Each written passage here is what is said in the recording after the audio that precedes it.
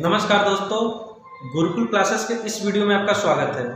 आज हम देखेंगे व्हीटस्टोन सेतु। व्हीटस्टोन सेतु होता क्या है, इसकी ज़रूरत हमको क्यों पड़ी,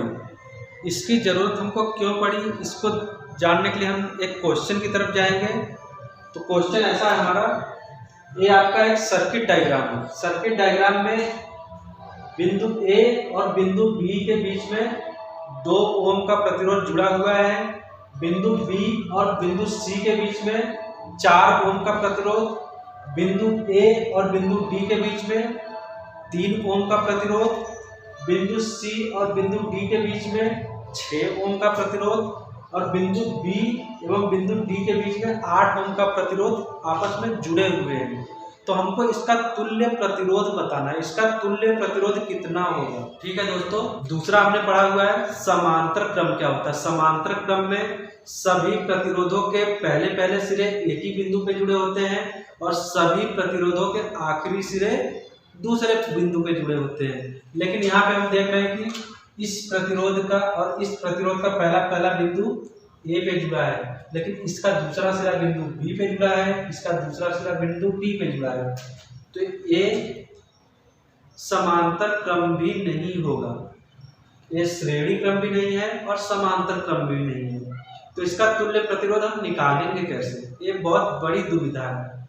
इसको सॉल्व करने के लिए व्हीटस्टोन ने एक सिद्धांत दिया था जिसको हम व्हीटस्टोन सेतु के नाम से जानते हैं।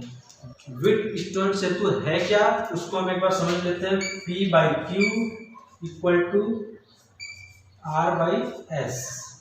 इसका मतलब क्या होता है, P और Q यदि R और S के अनुपात के बराबर हो तो जो बीच में प्रतिरोध लगा है, बीच में जो वायर कनेक्ट है, उसमें कोई भी धारा प्रवाहित नहीं होती है।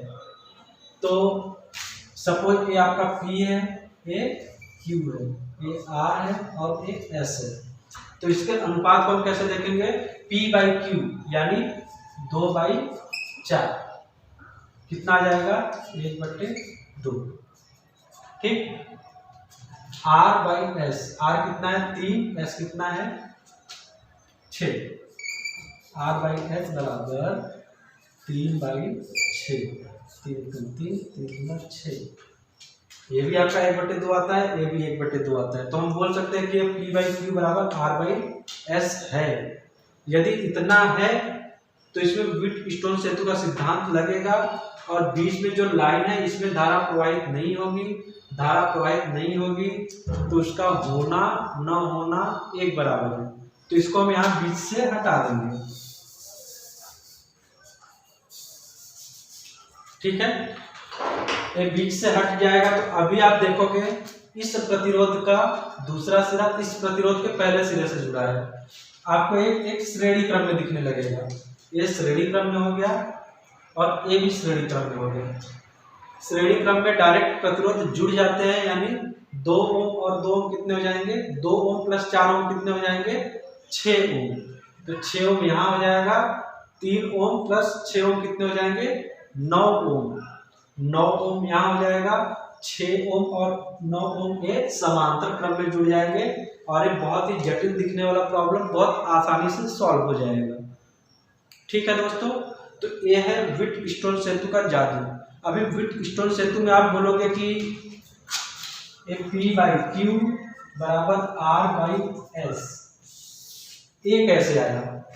तो इसको हम अभी इस व्यंजक को प्राप्त करेंगे, इसको निगमित करेंगे और इसको प्रूफ करेंगे कि ऐसा क्यों आया और कैसे आया। तो देखिए यहाँ पे हमने जब इसको कुंजी ऑन करेंगे, कुंजी ऑन करते ही धारा प्रवाहित होने लगेगी। मान लो इस डायरेक्शन में I1 धारा जाता है और इस डायरेक्शन में I2 धारा जाता है, लेकिन यहाँ पे धारा जैसे ही पहुंचेगा इसको आगे 2 रास्ते मिल जाएंगे। जब रास्ते बढ़ते हैं तो धारा भी बढ़ती है। तो यहाँ पे हम ऐसा एज्यूम कर लेंगे कि यहाँ पे इस रास्ते पे धारा I3 आएगी, तो यहाँ पे ऐसा हो जाएगा I1 माइनस I3। ये टोटल धारा I1 है, यही I1 2 भागों में बट रही है। I1 में से I3 इधर चली गई तो I1 माइनस I3 इधर आएगी। ठीक है दोस्तों, तो यहाँ पे हम देखेंगे यहाँ पे धारा I2 जा रही है और यहाँ से धारा I3 आ रही है, दोनों इस पॉइंट पे मिलेंगे और एक नए डायरेक्शन में जाएंगे। तो यहाँ पे I2 और I3 मिल करके आगे बढ़ेंगे, तो इसको हम बोल देंगे I2 प्लस I3, ठीक है। और I1 माइनस I3 इस C पॉइंट पे आएगा और I2 प्लस I3 ये भी C पॉइंट पे जाएगा। तो यहाँ हम देख लेते हैं कि आएगा क्या। C पॉइंट पे I1 माइनस I3 और ये क्या है प्लस I2 प्लस I3, ये माइनस I3 ये प्लस I3 से कैंसिल हो जाएगा, क्या बचेगा I1 प्लस I2।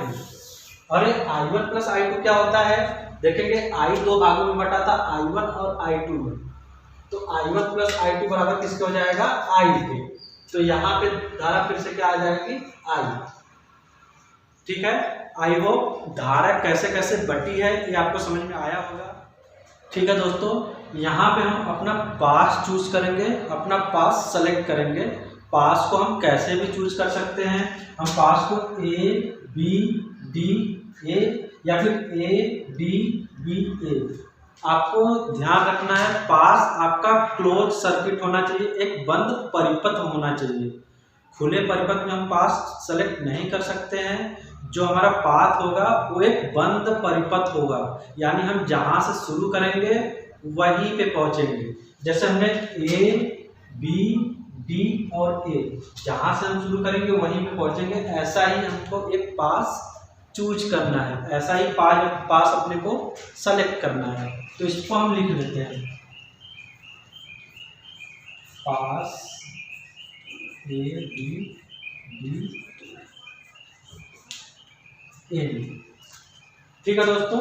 जब हम पास सेलेक्ट कर लेंगे तो उसके बाद का हमारा काम क्या होगा, हम बिंदु A से बिंदु B की तरफ जाएंगे। बिंदु A से बिंदु B की तरफ जाएंगे तो हमको क्या मिलेगा वो लिख लेंगे। फिर बिंदु B से बिंदु D की तरफ आएंगे, यहाँ पे अपने को क्या मिलेगा वो लिख लेंगे। बिंदु D से बिंदु A की तरफ जाएंगे, यहाँ पे हमको क्या मिलता है वो लिख लेंगे। ये हमारा टास्क कंप्लीट हो जाएगा। लेकिन हमको क्या मिलता है, इससे क्या आशय है, तो इसके पहले हमने पढ़ा है किरचॉफ्स लॉ, किरचॉफ का नियम। किरचॉफ के नियम के अनुसार यदि जिस डायरेक्शन में धारा चल रही है उसी डायरेक्शन में हम भी चल रहे हैं तो हमको नेगेटिव चिन्ह लेना पड़ेगा। यदि हम धारा के विपरीत चल रहे हैं, सपोज हम D से A की तरफ जाएंगे और हम धारा हमारा ऐसा A से D की तरफ जा रहा है तो यहाँ पे पॉजिटिव चिन्ह आएगा। लेकिन यहाँ पे धारा भी इधर जा रहा है A से B की तरफ और हम भी A से B की तरफ जा रहे हैं तो नेगेटिव चिन्ह लेना पड़ेगा। इसको हम लिख लेते हैं ताकि आपको और अच्छे से समझ में आए। मान लीजिए आपका एक प्रतिरोध है और आपका धारा भी इसी डायरेक्शन में है, धारा भी इसी डायरेक्शन में है, तो आप लोगे माइनस चिन्ह, ठीक है। आपका प्रतिरोध A है और धारा इस डायरेक्शन में है और हम आ रहे हैं इस डायरेक्शन में, यानी जो मैंने पास चूज किया है उसमें हम अपोजिट डायरेक्शन में जा रहे हैं, तो यहाँ पे प्लस चिन्ह लेंगे। आपको ध्यान रखना है कि जब हम सेम डायरेक्शन में होंगे तो माइनस चिन्ह, जब हम अपोजिट डायरेक्शन में होंगे तो प्लस चिन्ह। तो हम यहाँ पे अपने सेलेक्ट किए हुए पास में देखते हैं, हम जाते हैं A से B की तरफ, हम जाते हैं A से B की तरफ और धारा भी प्रवाहित हो रहा है A से B की तरफ, यानी सेम डायरेक्शन है। यदि सेम डायरेक्शन होता है तो माइनस चिन्ह लेते हैं। और आपने एक सूत्र पढ़ रखा होगा ओम का नियम, V = IR होता है। I का मतलब होता है धारा, R रेजिस्टेंस या प्रतिरोध। यहाँ पे हमारा प्रतिरोध है P और धारा है I1। ओम के नियम से क्या हो जाएगा I1P, ठीक है। I1P पॉजिटिव होगा या नेगेटिव, धारा इस डायरेक्शन में है, हम भी इसी डायरेक्शन में जा रहे हैं तो चिन्ह क्या लेंगे नेगेटिव। जब दोनों सेम डायरेक्शन में होता है तो नेगेटिव चिन्ह आता है। तो यहाँ पे हम लिख लेंगे -I1P, ठीक है दोस्तों। अभी हम बिंदु B तक पहुंच चुके हैं। जब हम बिंदु B से बिंदु D की तरफ जाएंगे तो यहाँ हमारा प्रतिरोध है G और धारा है I3 और हम सेम डायरेक्शन में जा रहे हैं तो यहाँ पे हो जाएगा I3G लेकिन माइनस में, तो हम यहाँ पे लिख लेंगे I3G। जब हम बिंदु B से बिंदु A पे जाएंगे तो धारा तो A से D की तरफ जा रही है, लेकिन हम उसके अपोजिट जा रहे हैं, तो चिन्ह अभी पॉजिटिव आएगा। क्या आएगा? I2 इंटू R, यहाँ पे क्या हो जाएगा? Plus I2 into R। ठीक है, ये हमारा पास 1 कंप्लीट होता है। यदि हम ऐसा मान ले कि इसमें धारा 0 प्रवाहित हो रही है, कितना धारा प्रवाहित हो रहा है इसमें? 0। इसमें जो I3 जो यहाँ पे है, इसमें धारा का मान 0 है, तो ये आपका 0 हो जाएगा। उस केस में आपका ये समीकरण बन के आएगा -I1P प्लस I2R। आप इसको लिख सकते हो I1P बराबर I2R। ये आप इसको समीकरण 1 मान लो। ठीक है, आई होप इतना समझ में आया होगा आपके। अब हम दूसरा पास चूज करेंगे। हमारा पास होगा BCDB। ठीक है, पास सेकंड क्या होगा आपका? पास BCDB। यहाँ पे हम बिंदु B से बिंदु C की तरफ जाएंगे। यहाँ पे आपका प्रतिरोध Q है और धारा I1 माइनस I3 है, तो हम उसको लिख लेंगे। हम भी उसी डायरेक्शन में जा रहे हैं जिस डायरेक्शन में धारा है, तो माइनस चिन्ह आएगा, माइनस I1 माइनस I3 और प्रतिरोध Q। ठीक है, I1 minus I3 into Q। जब हम बिंदु C से बिंदु D पे जाएंगे तो आपका अभी धारा इस डायरेक्शन में है और हम आ रहे हैं इस डायरेक्शन में, यानी अपोजिट डायरेक्शन में। यहाँ पे पॉजिटिव आएगा, यानी I2 plus I3 into S, तो प्लस रहेगा आपका I2 plus I3 into S। ठीक है, इसके बाद हम बिंदु D से बिंदु B की तरफ जाएंगे। यहाँ पे भी हम धारा के अपोजिट डायरेक्शन में जा रहे हैं, तो ये भी पॉजिटिव आएगा। क्या आएगा? I3G plus I3G। फिर से हम यहाँ पे वही करेंगे। हम ऐसा एज्यूम करेंगे कि I3 जो धारा है इसका मान 0 है। अगर इसका मान 0 होता है तो जब इसका मान I3 का मान 0 करेंगे तो 0 पे G का मल्टीप्लाई होगा तो 0 हो जाएगा। तो यहाँ पे इसको अरेंज करके देख लेते हैं। I3 का मान हमने 0 माना है, तो यह आ जाएगा माइनस I1Q प्लस I2S। ये तो 0 हो जाएगा, ये भी 0 हो जाएगा। ठीक है, इसको रीअरेंज कर लेंगे तो आ जाएगा I1Q बराबर I2S। ये आपका समीकरण नंबर 2। जी हाँ दोस्तों, ये हमारे दो अलग अलग पास से दो समीकरण निकल करके आ गए हैं।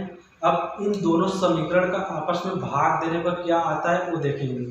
सपोज मैं समीकरण 1 में समीकरण 2 का भाग दूंगा तो क्या आए। समीकरण 1 है आपका I1P बराबर I2R। इसी में समीकरण 2 का भाग देंगे तो क्या आ जाएगा? यहाँ भाग देंगे तो आएगा I1Q बटे I2S। I1Q बराबर I2S। तो आप यहाँ पे देख सकते हो I1 से कैंसिल हो जाएगा, I2 से कैंसिल हो जाएगा। क्या बचेगा? P/Q बराबर R/S। ये बहुत ही प्यारा सा इक्वेशन निकल करके आया, बहुत ही प्यारा सा एक अनुपात निकल करके आया। P/Q बराबर R/S, यानी कि जब P/Q इसका अनुपात इसके बराबर हो तो हम ऐसा बोल सकते हैं कि व्हिटस्टोन सेतु एक संतुलित अवस्था में है। ठीक है। संतुलित अवस्था का मतलब होता है ये जो बीच में कोई भी प्रतिरोध रहेगा, कोई भी वायर रहेगा, उसमें कोई भी धारा प्रवाहित नहीं होती है, यानी गैल्वेनोमीटर में विक्षेप शून्य दिखता है, यानी इसमें कोई धारा प्रवाहित नहीं है। तो इस केस में एक कॉम्प्लिकेटेड सर्किट रहता है, उसको हम बहुत आसानी से सॉल्व कर सकते हैं। ठीक है दोस्तों, आज के लिए इतना ही, फिर मिलेंगे। जय हिंद।